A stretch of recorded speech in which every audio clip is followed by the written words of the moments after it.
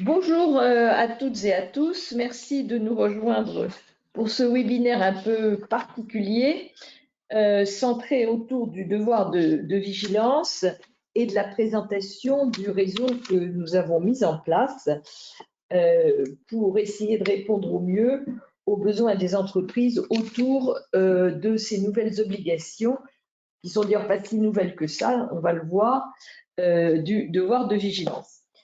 Alors, je commencerai le propos avec deux de mes confrères, Pauline Morus et Sylvain Manaka, qui sont avec moi pour présenter l'aspect juridique des choses. Puis, ensuite, nous enchaînerons avec nos experts qui vous expliqueront chacun à leur tour ce qu'ils font et l'intérêt de leur présence dans ce réseau pour répondre aux obligations du devoir de vigilance.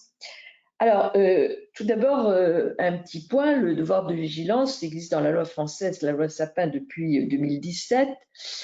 Il est soumis à une procédure bien particulière d'une mise en demeure préalable, puis d'une saisine du juge, avec tout un débat qu'il y a eu sur le point de savoir si c'était le juge commercial ou le juge judiciaire. La question est désormais tranchée, c'est le juge judiciaire.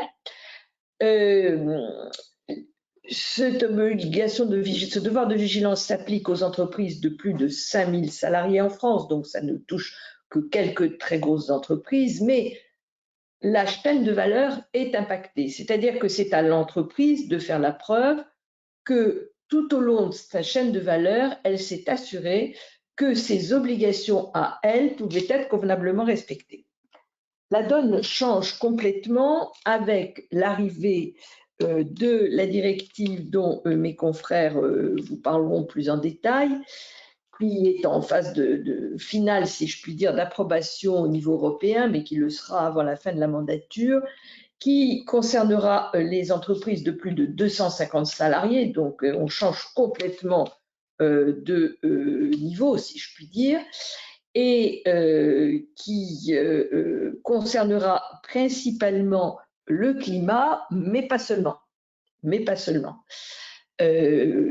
Parce qu'on trouvera aussi une cartographie des risques et on trouvera bien entendu les obligations en termes sociaux qui sont celles qui existent déjà en France. Alors, avant de passer la parole à mes confrères, je voudrais souligner le caractère extrêmement concret de cette affaire. Le principe de due diligence qui existe au niveau anglo-saxon, la compliance qui s'est largement développée en France, tout cela sont des choses qui ne sont pas nouvelles, c'est des procédures qui ne sont pas nouvelles et qui jusqu'à présent ont surtout donné lieu à du reporting. Ce qu'il faut bien comprendre, c'est qu'avec le devoir de vigilance, on sort de la seule obligation de reporting.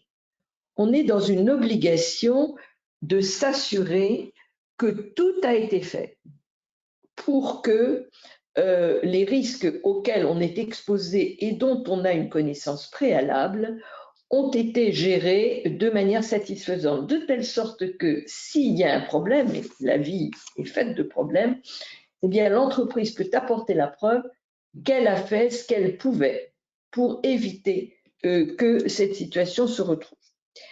Alors, pour continuer dans le concret, je voudrais vous donner un petit aperçu des affaires en cours et de ce qui est déjà jugé. Il y a eu, depuis 2019, je parle de la France simplement, 18 mises en demeure qui ont été adressées et 8 affaires sont en cours. Ces affaires concernent très largement des questions environnementales, mais aussi des questions sociales, c'est-à-dire du travail des enfants, du travail dans des conditions proches de l'esclavage. Et donc, le volet social est un volet qui reste extrêmement important dans le sujet qui nous occupe. Les procédures qui sont actuellement en cours concernent beaucoup la société Total, un peu la BNP, Orano, Danone, EDF, La Poste, Casino, Idemia, Suez, Yves Rocher, KPO Logistique, Téléperformance.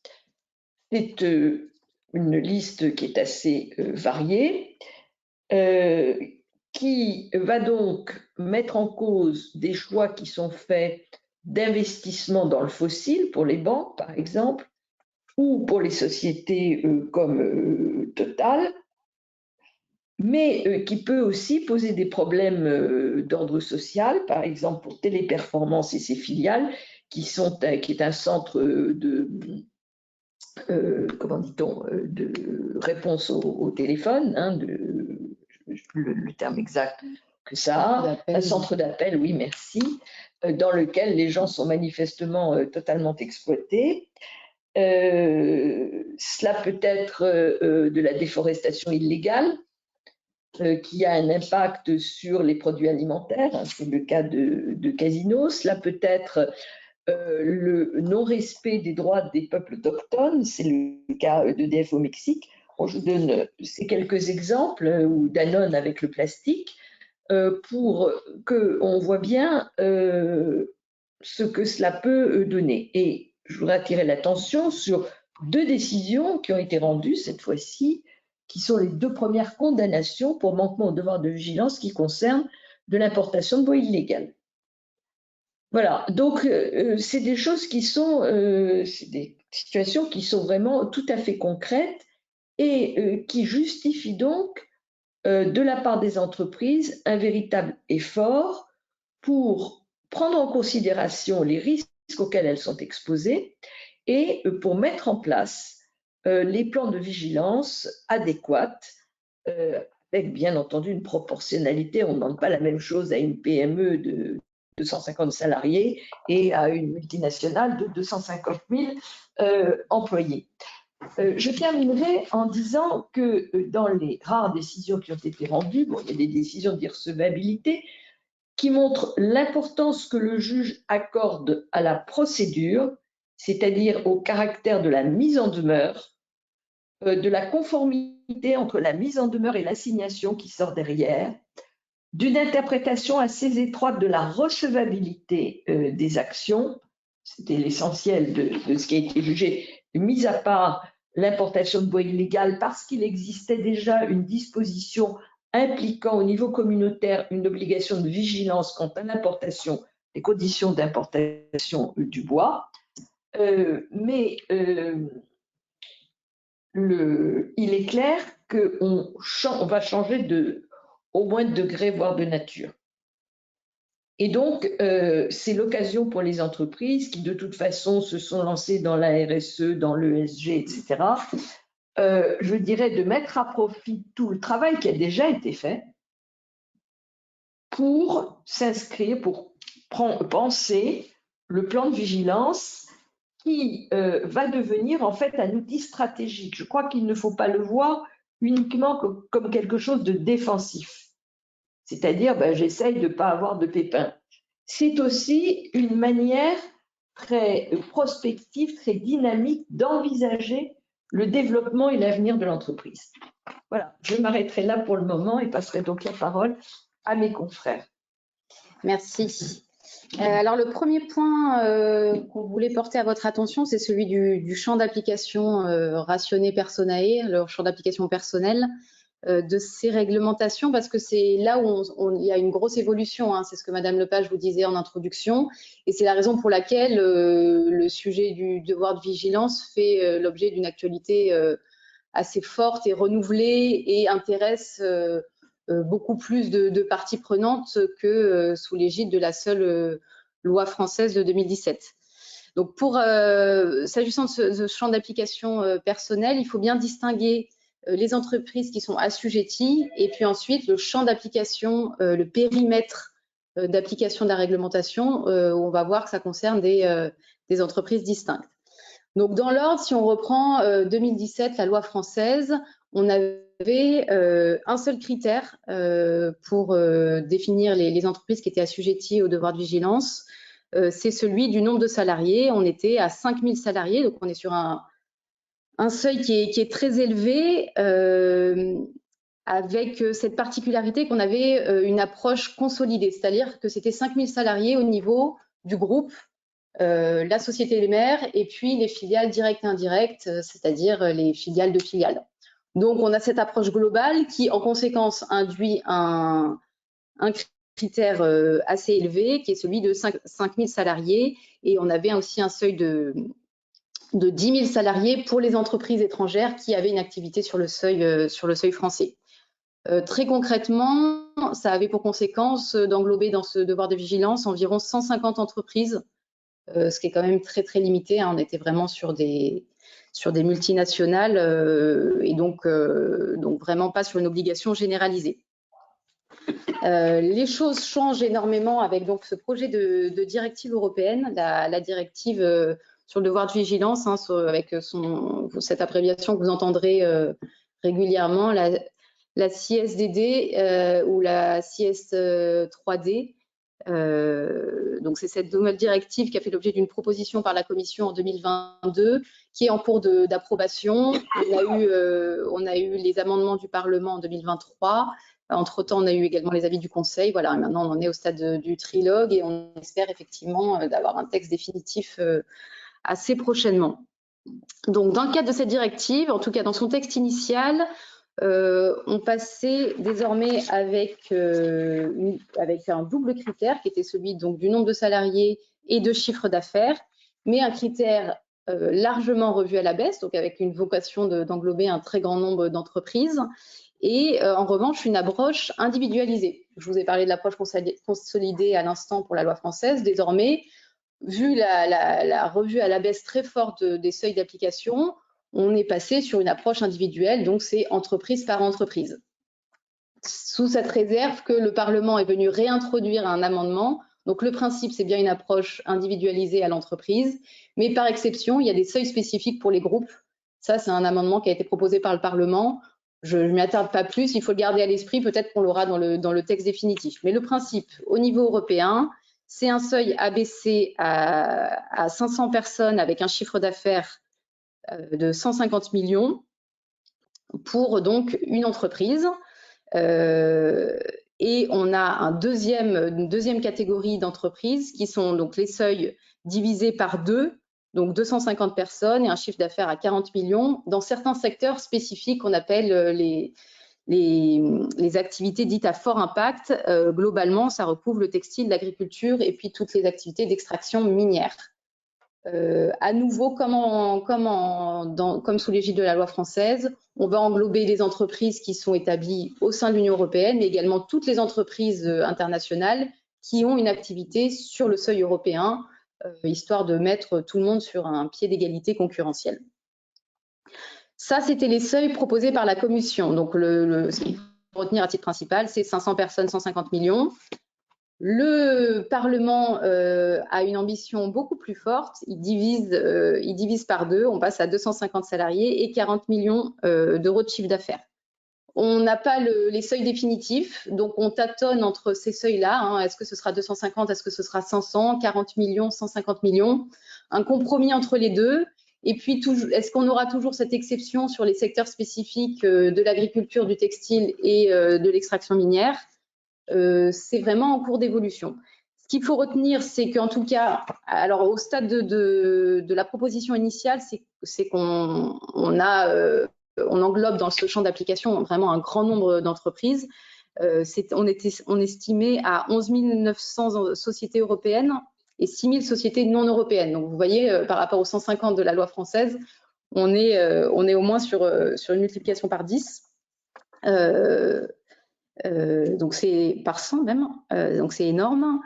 Et dernier élément que je voulais porter à votre attention sur ce seuil d'assujettissement, c'est qu'à chaque fois, vous avez des définitions qui sont précises, des définitions juridiques.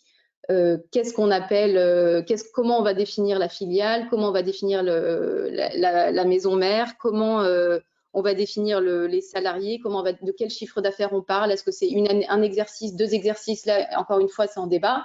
Donc il faut bien faire attention à chaque fois à ces définitions qui sont normalement à peu près les mêmes au niveau français européen, mais il y a toujours des subtilités.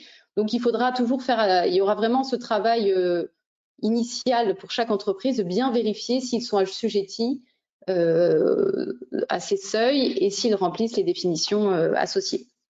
Donc, je vous ai dit, on a ce champ d'application, c'est d'abord quelles sont les entreprises qui sont assujetties. Mais ça n'épuise pas le sujet, parce qu'une fois qu'on sait si on est assujetti ou non, il faut encore s'intéresser au champ d'application, au périmètre d'application de ce devoir de vigilance, globalement à sa portée. Vous allez comprendre tout de suite. La grande spécificité du devoir de vigilance, c'est que lorsqu'on est une entreprise qui est soumise à cette obligation, les obligations ne s'arrêtent pas à nos propres activités. L'intérêt du devoir de vigilance, c'est vraiment qu'il ait une portée beaucoup plus large. Donc, vont être inclus dans toutes les obligations du devoir de vigilance les activités propres de l'entreprise qui est assujettie, celles de ses filiales. Donc, quelle que soit l'approche, consolidée, individualisée, on va aller chercher et regarder et anticiper ce qui se passe au niveau des filiales. Et le travail ne s'arrête pas là, puisqu'on va aller chercher également tout ce qu'on appelle les partenariats commerciaux établis. Donc, j'ai globalement les sous-traitants et les fournisseurs, à nouveau avec des définitions juridiques assez précises sur ce qu'on recouvre le terme de partenariat commercial établi. Ça peut être en termes de durée ou en termes d'intensité d'échange. Voilà, donc il y a des définitions juridiques, encore une fois, à bien vérifier. Donc, tout ce partenariat commercial qui participe à la chaîne de valeur, la chaîne de valeur dont Maître Lepage vous a parlé en début de webinaire, vont être englobés dans toutes les obligations au titre du devoir de vigilance. Donc, on a une véritable responsabilité de l'entité assujettie sur toutes ces sociétés, y compris des sociétés hors groupe. Donc, c'est vraiment une responsabilité très forte de ces réglementations. Voilà pour la partie champ d'application rationné Personae. Il y a déjà beaucoup de chiffres à digérer. Ce qu'il faut retenir, c'est un véritable abaissement des seuils et une alerte sur le texte final où on aura véritablement les seuils définitifs. Donc, après ce premier point sur le champ d'application, je me permettrai un rapide second point sur les sanctions. Donc, les sanctions auxquelles sont soumises les entreprises assujetties au devoir de diligence tel que nous l'ont expliqué Maître Lepage et Maître Pauline Morus. Sur ces sanctions, je me propose de faire un bref rappel du droit français avant de s'attarder sur le droit européen, puisque en fait ça permet, exactement comme pour le champ d'application, ça permet vraiment d'apprécier le changement d'échelle qui s'applique avec l'entrée en vigueur future de cette CIS 3D. Donc, s'agissant du droit européen, et plus précisément, du droit français et plus précisément du Code de commerce, l'article donc L225-102-4 du Code de commerce nous mentionne que les sanctions possibles de l'obligation de vigilance en droit français. On peut distinguer les sanctions possibles en l'absence de tout dommage et celles en cas de présence d'un dommage. Sachant que, comme l'a déjà rappelé avec précision Maître Lepage, en l'absence de tout dommage, ce qui va pouvoir être fait, c'est, après une première mise en demeure, à l'expiration d'un délai de 3 mois, ça va être de porter en justice une demande du respect de l'entreprise de son obligation de vigilance. À savoir que cette demande, elle peut également être exercée en référé. Le tribunal compétent, comme on l'a dit, était le tribunal judiciaire. Donc ça, c'est lorsqu'on est en l'absence d'un dommage, simplement lorsqu'on constate un plan de vigilance qui ne respecte pas ses obligations. En présence d'un dommage, cette fois-ci, ce qui va pouvoir être fait en droit français, donc en l'état actuel du droit positif, c'est l'engagement de la responsabilité civile de la société si elle n'a pas respecté son obligation de vigilance. Alors pour ce faire, il va falloir prouver la faute, le manquement et le lien de causalité et surtout l'existence d'un préjudice. Ça, c'est le droit français, sachant qu'il avait été question en 2017 d'une sanction pécuniaire, d'une amende qui n'avait pas été reprise à la suite d'une réserve de la part du Conseil constitutionnel.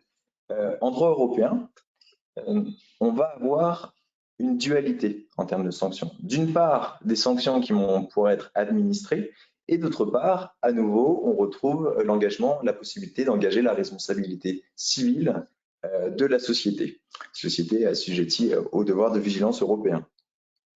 Donc, ce que ça nous dit, si on reprend cette dualité, c'est que même en l'absence de tout dommage, certaines sanctions sont possibles. Le texte initial issu de la Commission mentionnait seulement de manière générale des sanctions et un peu plus précisément des sanctions pécuniaires. Le texte issu du Parlement européen est bien plus important. Il permet en effet des sanctions pécuniaires, mais également une déclaration publique indiquant que l'entreprise est responsable et la nature de l'infraction qui a été causée. Dans un troisième temps, donc l'obligation, une nouvelle sanction, l'obligation d'accomplir une action, y compris de mettre un terme au comportement constituant une infraction et de s'abstenir de le réitérer. Et de surcroît, et ça c'est aussi à souligner puisque ça a des impacts vraiment significatifs pour l'activité de l'entreprise, ça peut être la suspension de la libre circulation ou de l'exportation des produits. Alors, il convient de préciser d'ores et déjà qu'il s'agit de la version adoptée donc, par le Parlement européen. Comme on l'a déjà dit, on est en trilogue en ce moment, donc on ne sait pas encore si ce sera le texte finalisé. Néanmoins, on se rend compte quand même que le Parlement a souhaité vraiment changer de degré et prévoir des sanctions importantes et des sanctions, oui, qui peuvent réellement porter atteinte à l'activité de la société. S'agissant en particulier des sanctions pécuniaires, le Parlement a ajouté que le plafond maximal de ces sanctions pécuniaires peut être de 5% au moins du chiffre d'affaires net mondial réalisé par l'entreprise au cours de l'exercice précédant la décision d'infliger une amende. Donc on parle quand même d'une sanction pécuniaire de l'ordre de 5% du chiffre d'affaires. En tout état de cause, la sanction devra également être publiée. Elle devrait également être publiée. Ensuite, s'agissant donc de la responsabilité civile, puisque comme je le disais, au-delà de sanctions qui peuvent être réalisées même en l'absence de tout dommage, dès lors qu'un dommage peut être démontré, alors la Commission et le Parlement proposent, obligent les États membres à proposer un système permettant d'engager la responsabilité civile de la société. Initialement, la Commission avait proposé de limiter les possibilités d'engager la responsabilité civile aux seules opérations propres de l'entreprise concernée donc et de ses filiales. Le texte adopté par le Parlement supprime cette limite. C'est-à-dire que l'entreprise concernée, elle pourrait donc voir sa responsabilité engagée tant pour ses opérations propres que pour celle d'un partenaire indirect avec lequel elle entretient une relation commerciale bien établie. S'agissant des conditions plus précises de la responsabilité civile, on est donc sur le non-respect d'une obligation de toute obligation présente dans la CIS 3D. Également l'apparition d'une incidence négative réelle, autrement dit la violation d'une règle du droit international de l'environnement ou des droits de l'homme. Et enfin, évidemment, la démonstration d'un dommage. Voici pour ces précisions sur les sanctions. Voilà. Donc, c'est un sujet vraiment important. Et c'est la raison pour laquelle nous avons pensé que la constitution d'une task force était indispensable parce que le sujet n'est évidemment pas seulement juridique. Je dirais que le juridique, c'est l'aboutissement. Mais avant d'arriver au juridique, c'est-à-dire à l'élaboration du plan, il faut évidemment répondre à toute une série de questionnements. Et c'est la raison pour laquelle 4 experts ont rejoint ce réseau, et peut-être d'autres si ça apparaît nécessaire. Et nous avons la chance d'en avoir 2 à l'écran. Le 3e est à la frontière entre l'Ukraine et la Pologne et n'arrive pas à se joindre. Il s'agit de Bertrand Delprat, qui est notre expert spécialiste des questions de biodiversité, et Stéphane Voisin, qui est notre expert en finance durable. conseiller auprès de l'AMF, est dans une réunion qu'il termine. J'espère qu'il nous rejoindra avant la fin de ce webinaire. Je vais donc passer sans tarder la parole à Raphaël Bourmand, professeur, qui est notre expert climat. Merci beaucoup. Donc, je suis Raphaël Bourmand, professeur d'économie, spécialiste donc de l'énergie et des stratégies climatiques, notamment des entreprises et des politiques climatiques. Alors, j'ai travaillé une dizaine d'années comme consultant en stratégie dans des cabinets internationaux, donc il y a une vraie complémentarité avec le cabinet Hugo Lepage sur l'approche vraiment systémique et globale des risques, à la fois sur leur impact en termes de chaîne d'approvisionnement, de rentabilité et globalement sur le business model. Vous m'entendez bien? Le Tout son à est bon? fait. Parfait. Parfait. Et donc, l'idée, c'est vraiment d'avoir une approche pluridisciplinaire. Alors moi, je serais plus en charge du risque climatique. Le risque climatique, il se décline en fait sous différentes formes. Il y a évidemment le risque physique, donc tout ce qui est dommages sur les infrastructures des entreprises, mais aussi un risque qui est lié au changement graduel lié au réchauffement climatique. Et il y a aussi ce qu'on appelle le risque de transition. Le risque de transition, c'est un risque qui est lié justement à l'évolution des normes climatiques, des politiques climatiques, des changements de technologie ou des modes de consommation. Ça veut dire que demain, une entreprise peut être face à une dépréciation de ses actifs ou elle peut être dans une situation où les produits et services qu'elle propose ne sont plus conformes à la réglementation climatique, par exemple, ou aux nouvelles normes qui sont mises en place. Donc évidemment, on parle de risques juridiques, mais on parle surtout de leur déclinaison à la fois sur les chaînes d'approvisionnement, les chaînes de valeur plus largement et le business model. Et c'est pour ça qu'on a une approche globale qui vise à faire un diagnostic et une cartographie des risques, un peu comme une méthode de consultant traditionnel, sauf qu'on a une approche juridique qui est très précise avec des experts sur les différentes thématiques, biodiversité, risque industriel et risque financier. Et donc l'idée d'analyser le risque climatique, c'est d'avoir son impact en termes financiers et de pouvoir faire donc un plan de vigilance qui soit calibré et approprié aux activités et au business model de l'entreprise. Je ne sais pas s'il faut compléter à ce stade ou si ça vous paraît… Est-ce que vous pourriez nous dire, Raphaël, un petit mot sur ce qu'on appelle la double matérialité? Alors ça, je vais peut-être laisser le cabinet en parler parce que vous saurez mieux que moi exactement à quoi ça correspond et je compléterai après s'il y a besoin. Alors, en fait, il s'agit de quoi? Et c'est important dans le plan de vigilance, c'est de bien voir l'impact des questions qu'on se pose sur l'entreprise, c'est ce dont Raphaël Bourmand vient de parler, mais l'impact de l'entreprise sur le sujet.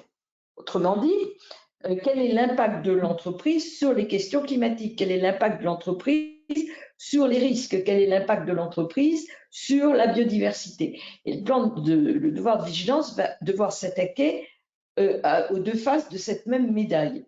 Et c'est du reste cette question de double matérialité, c'est du reste ce qui fait la grande différence entre l'approche européenne et l'approche américaine, qui elle a une approche de simple matérialité, celle dont Raphaël vient de parler.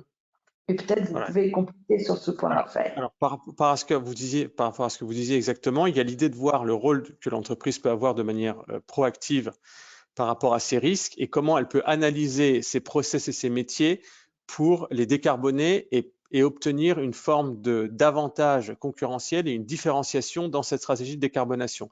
Comme l'a précisé Maître Lepage, ce n'est pas une forme de contrainte, mais bien une opportunité, et ça doit être analysé comme une opportunité pour les entreprises, notamment en termes de différenciation auprès de toutes les parties prenantes, que ce soit les consommateurs, les fournisseurs et même les salariés. Donc, il ne faut absolument pas le voir comme une nouvelle contrainte réglementaire, mais comme une opportunité, voire de développement en matière d'affaires et la possibilité d'être à l'avant-garde de politiques climatiques qui, de toute façon, sont amenées à être de plus en plus restrictives. Très bien. Éric Branquet, Oui, notre merci. spécialiste des risques.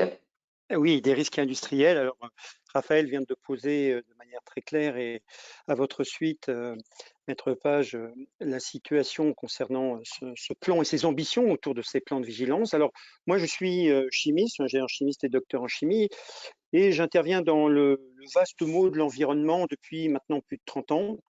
Et plus précisément, je réalise dans de nombreux pays, dans de nombreux domaines industriels, des études de sol, sur la qualité de l'eau, sur la qualité de l'air, sur les risques santé qui sont liés à ces trois composantes. Et et je cherche des solutions pour atténuer ce qu'on peut mettre en évidence à travers les métrologies qui sont réalisées sur le terrain. Donc, en fait, ce que je peux apporter dans cette équipe hein, qui se crée, c'est d'abord un retour d'expérience qui est fondé sur l'analyse du réceptacle final. Le réceptacle final, c'est la nature. Hein. Des effluents industriels, mais pas que, mais principalement, puisque c'est ici notre sujet, et ce qui permet d'avoir en fait une vision concrète sur les écarts entre ce qui apparaît et ce qui était projeté, attendu en termes d'impact et de comportement dans le milieu naturel des substances qui sont produites ou qui sont mises en œuvre dans les procédés. Donc c'est cet écart entre la réalité et ce qui a été anticipé ou pas suffisamment anticipé. Et donc, c'est un regard très rétrospectif. Et je pense qu'il est essentiel dans la construction d'un plan de vigilance d'avoir quelqu'un qui a, enfin, une équipe qui a de l'expérience et des regards rétrospectifs.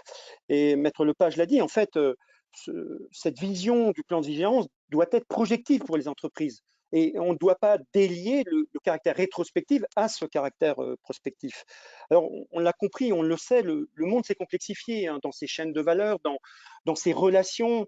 Et je pense que si le plan de vigilance vise d'abord et avant tout les atteintes graves, il faut d'abord les hiérarchiser. De quoi parle-t-on quand on parle d'atteintes graves?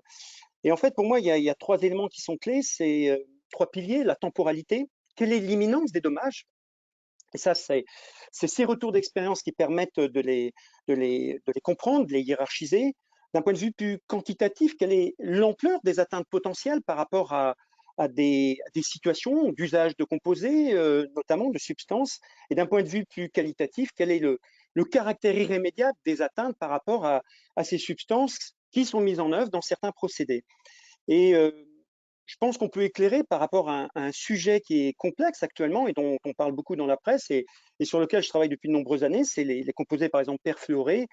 Et on se rend compte qu'il y a une complexité autour d'un impact qui est aujourd'hui constaté, mais qui est très inscrit dans le passé. C'est-à-dire qu'on voit combien l'absence d'anticipation, l'absence de vigilance peut provoquer aujourd'hui, quand bien même on arrêterait l'usage de ces composés, des impacts sur le milieu naturel.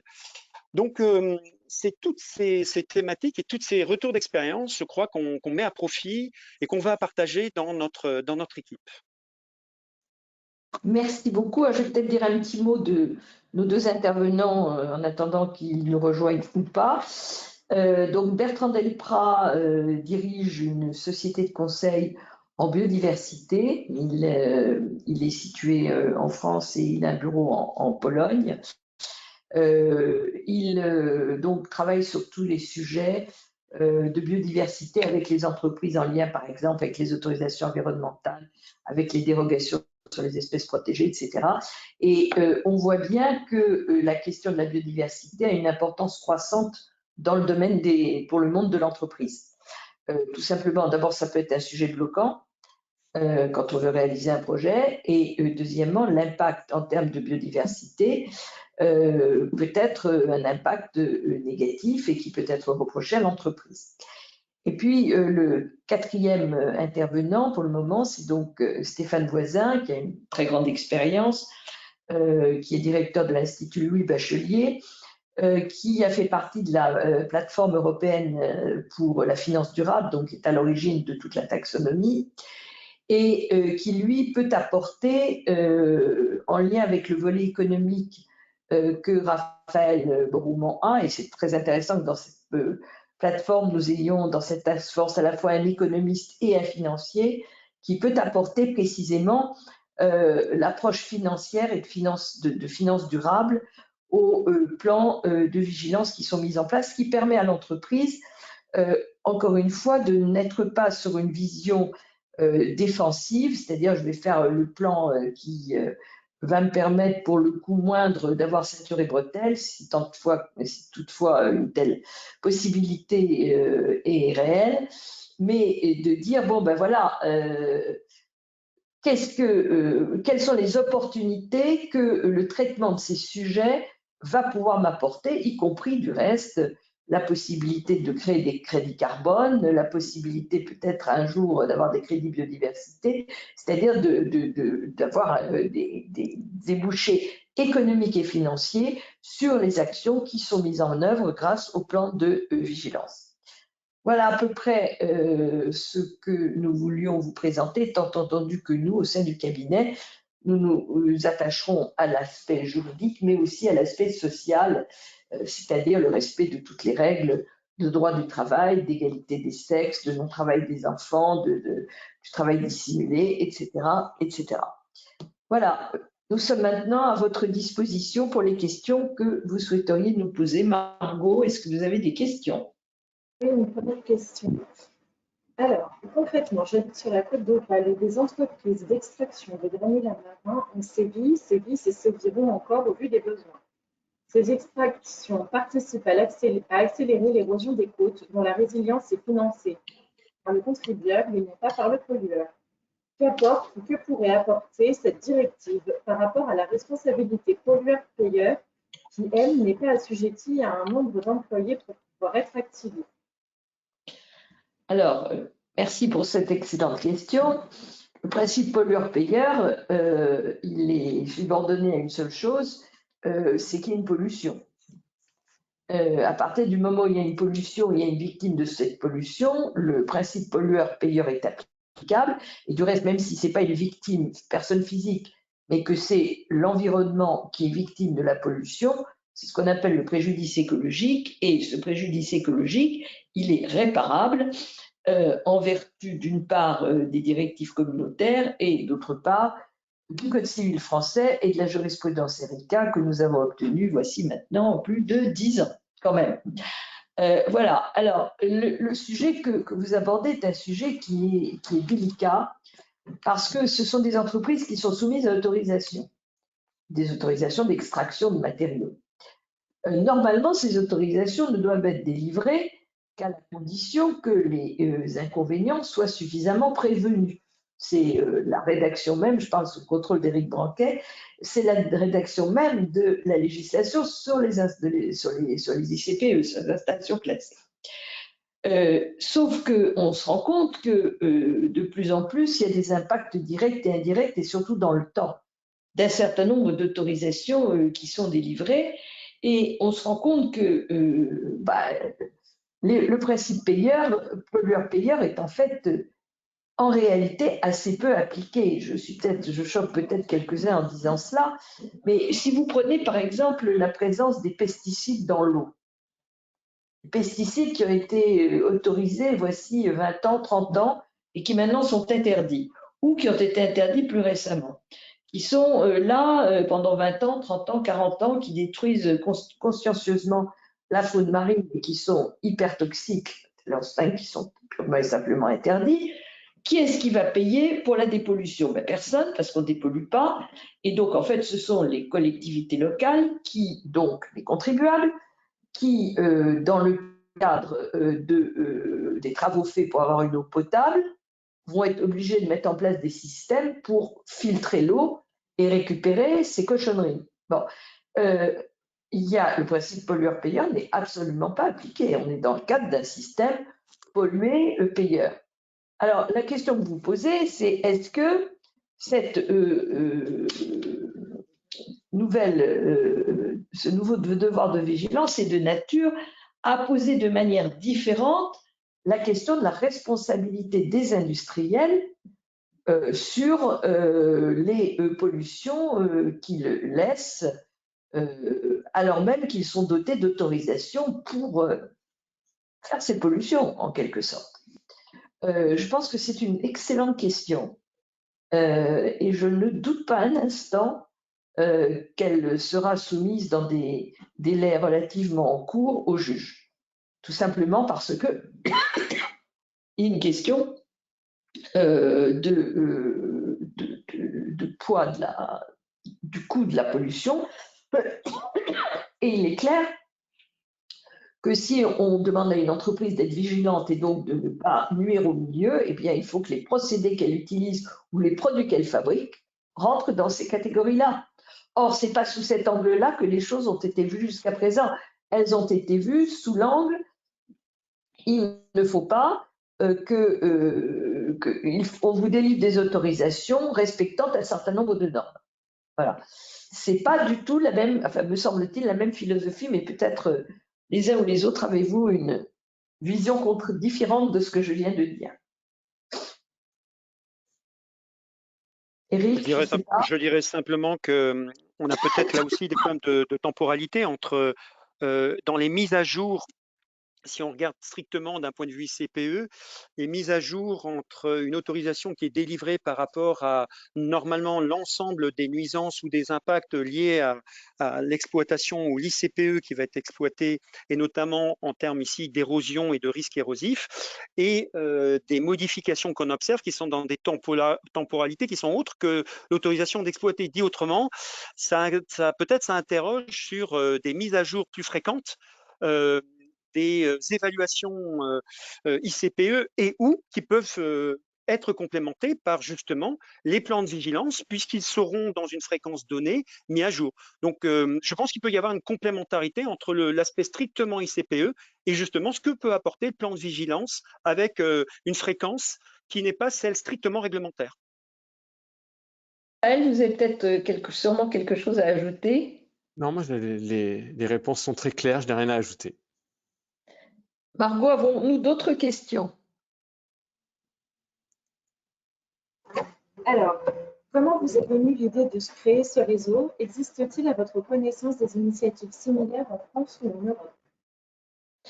Alors, initiative similaire, je ne sais pas. L'idée de ce réseau, elle est née en fait de ce qu'il y a déjà un réseau que nous avons, auquel nous participons tous, qui a été créé maintenant il y a 4-5 ans, qui s'appelle le réseau TRISE, qui réunit une trentaine d'expertises extrêmement différentes, de gens qui commencent à avoir une habitude de travail en commun et qui sont donc en capacité de répondre de manière transversale au sujet. Et l'arrivée de l'obligation du plan de vigilance nous a paru une nécessité de réunir quelques-uns de ces experts, donc au nombre de 4, mais peut-être d'autres deviendront-ils nécessaires dans les mois qui viennent, de manière ponctuelle ou permanente, pour répondre au sujet de plan de vigilance, tout simplement parce que nous mesurons les limites de la compétence du juriste. Le juriste n'est pas un toutologue, il ne sait pas tout faire. Et par voie de conséquence, au cabinet, nous avons l'habitude de travailler avec des experts de différents domaines, précisément parce que nos connaissances sont limitées au droit et que le sujet dont nous parlons aujourd'hui ne sont pas que des sujets juridiques, c'est des sujets techniques, c'est des sujets économiques, c'est des sujets financiers. Et donc, nous avons besoin de travailler en coopération. Je crois que le temps du monde du silo est complètement révolu. Donc, il nous est venu l'idée de créer cette task force précisément pour offrir aux entreprises immédiatement, si je puis dire, une approche globale des questions qu'elles vont avoir à se poser. Je ne sais pas, messieurs, vous avez peut-être une réponse complémentaire?